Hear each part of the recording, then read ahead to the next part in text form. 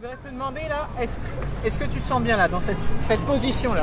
Justement, c'est une position inconfortable parce que j'ai un bout du corps d'un côté du plafond de verre et une autre partie de l'autre côté.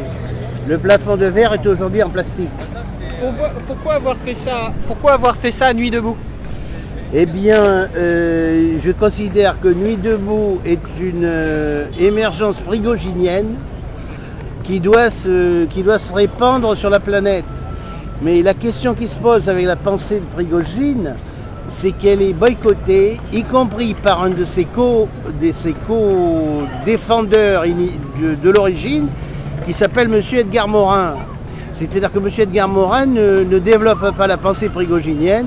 Au contraire, il y a un colloque les 8 et 9 décembre sous la présidence de François Hollande, dont on peut se demander si on veut enterrer Prigojine ou si on veut le rendre public.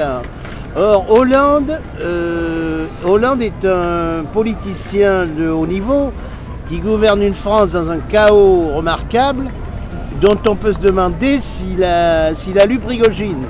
En tout cas, il s'en sert mal. Par contre, Nuit debout est une émergence prigoginienne qui n'a pas suffisamment réfléchi sur sa propre nature.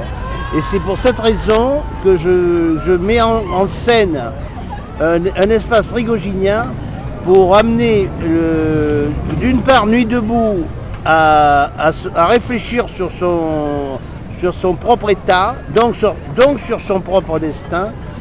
Et comme Nuit debout a la vocation de répandre sa lumière sur la planète, il faut absolument que Nuit debout maîtrise ses propres concepts. Et je pense que ce n'est pas encore le cas. Donc je monte cette scène, c'est une répétition du 4 décembre, où l'espace sera davantage prigoginien, avec une intervention de gens qui se sont déjà inscrits pour intervenir.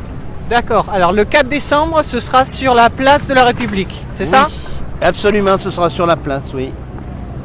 Oui.